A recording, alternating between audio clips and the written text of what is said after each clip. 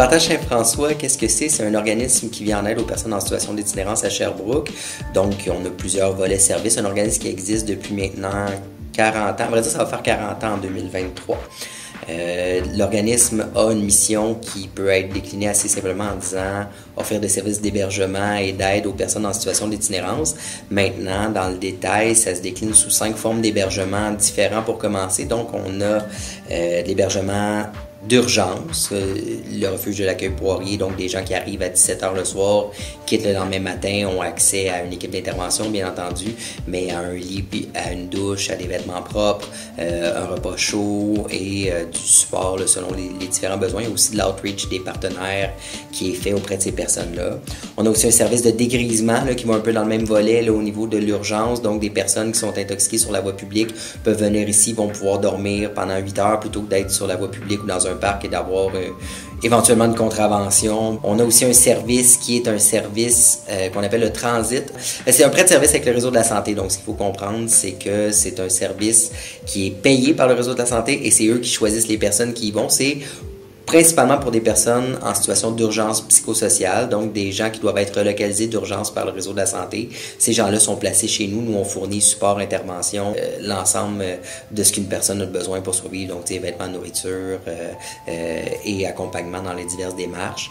Et finalement, on a 2 maisons de réinsertion, donc une pour femmes, une pour hommes, la maison Wilfrid Grégoire et la maison Marie-Jeanne, là, qui sont, dans le fond, au nom des fondateurs de l'organisme, donc Wilfrid Grégoire et Marie-Jeanne Grégoire, qui ont fondé l'organisme il y a déjà 40 ans.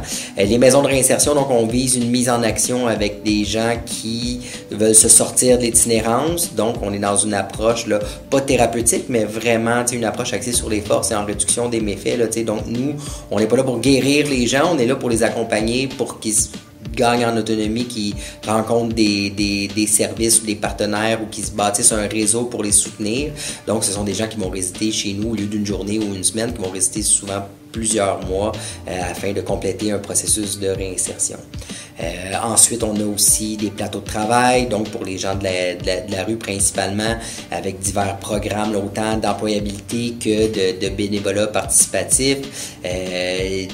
Au niveau de notre magasin aussi d'économie sociale, on fait des dons de nourriture aussi pour les gens qui se présentent à la porte. On donne aussi du matériel de consommation stérile et une multitude d'autres petits services. Là, donc, c'est quand même très large là, tout ce qui se passe au Partage Saint-François. Beaucoup d'équipes de travail, beaucoup d'intervenants, beaucoup de milieux de vie.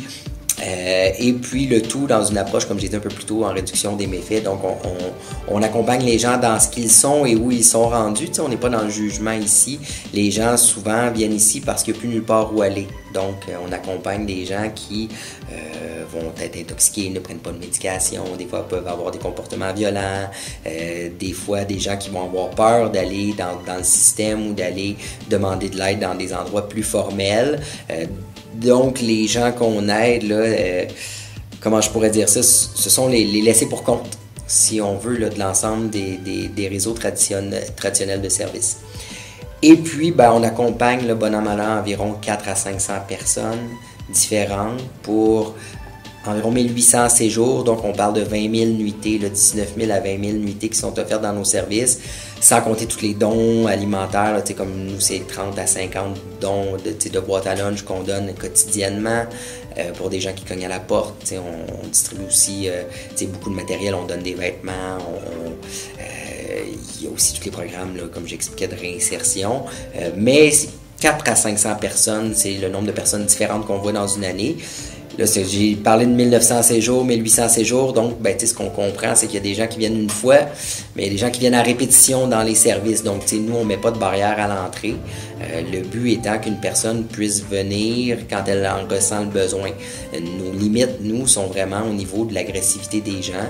Et encore là, nous, on n'a pas de liste noire là, de gens qui sont barrés des services. On travaille toujours avec ce qu'on appelle les conditions d'admission, donc une personne qui aurait des comportements violents à l'interne, on va essayer de travailler avec des partenaires, avec la personne, à aider à éduquer la personne pour qu'elle adopte les comportements nécessaires pour une vie en communauté, pour venir chez nous. Vraiment, notre seule limite est la violence et l'agressivité. Donc, sinon, nous, une personne qui est complètement déconnectée, qui est décompensée, ben, a accès à nos services. C'est d'ailleurs la majeure. Je vous dirais, là, la majorité des gens qui viennent chez nous ont peut-être une réalité alternative. Là. Et puis, donc voilà, je crois que ça résume brièvement l'ensemble de nos services.